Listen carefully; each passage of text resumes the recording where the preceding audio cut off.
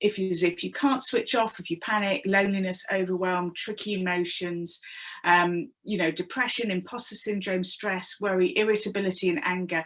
And these are things that also, if you're a leader, you can spot whether or not members of your team are really struggling, because you can kind of, some of these you can't see. You might not recognize if someone's having sleep problems, but you might notice if they look tired in a meeting, or if they're yawning in a meeting, or if their va-va-voom has gone, so that fatigue, can't be bothered, kind of can actually say that maybe there's something a little bit deeper that's going on, especially if somebody's normally quite enthusiastic and quite engaged in meetings. And that might give you the opportunity to create a conversation or just check in with that person. Things like loneliness, quite often we can't see. That's something that's been really difficult over this time of COVID, when people have been like living and working at home. That's been like a really tricky thing. So all of these emotions, that there will be reasons behind why these things come up. So when we're kind of like looking at how to self-care so that we don't end up having some of these feelings, it's looking at what is the major cause for these feelings. So common causes can be a lack of connection. In fact, connection really is just fundamental to who we are.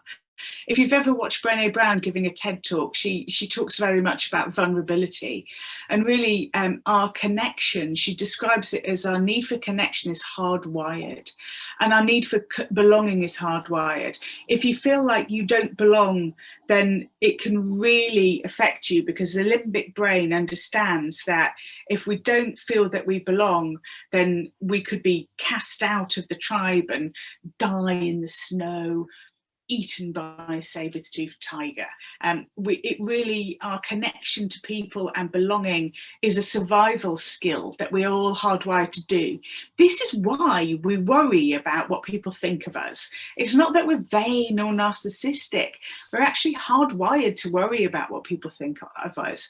And the reason for that is because if we don't fit in, we don't believe that we can feed ourselves, that we can put a roof over our head. If you've ever tried, you know, erecting a home, you kind of need someone else to hold the other side of the roof while somebody else is actually putting up the bit of wood. Well, I presume that's how buildings are made. But it's, you kind of understand that a lot of these things you can't do on your own. So this is why we're hardwired for connection. It's part of our survival mechanism. And these triggers are made up of the things of who we are as people, so who we are as individuals. Self-perception of yourself is a really powerful tool, because in the same way that when you're drunk, the awareness is sober, we are not one human being going on in our head at any one time. The voices in our head come from a thing called subpersonalities. In Jung psychology, Jung talked about these as being archetypes. So when we absorb information like that, what do we do with that information? Well, the brain is a really fantastic thing. I'm a big enthusiast. I think everyone should have one. But when we think about how the brain works, when it absorbs information like that, it also does something else in the bias states. If you say to your brain, I can't do something, it won't look for how you can. So it will just believe you. So you say, oh, I can't do that. And the brain will go, meh, fine, you can't do it. So the brain shuts off at that point. If you change the I can't to how do I do that?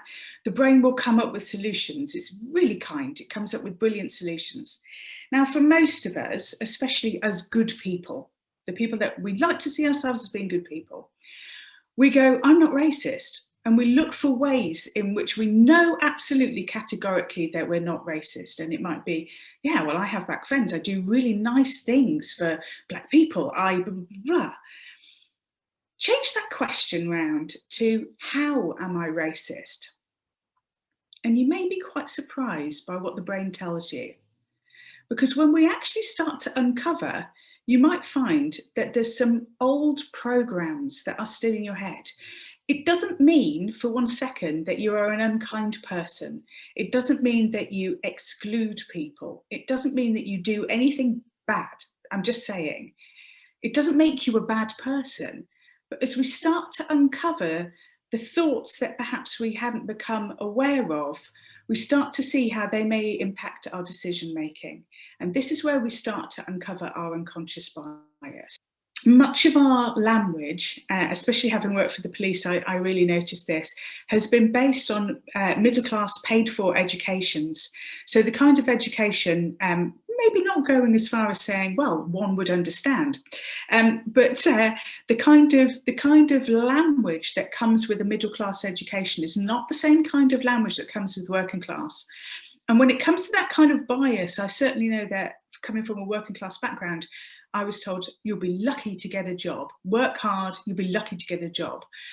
Whereas friends that I know who have come from private education are told, well, because you came to Teddy's, all doors are open for you. Now, you take that into any job situation, any job interview situation, you're going to have a very different attitude in that job interview. So someone from a middle class may go into that job interview going, don't worry, everyone, you have a problem. It's called a vacancy and I'm here to fulfill it. Whereas somebody from working class may go in there going, oh, begging your pardon, sir. or he's wondering if you could give me that job.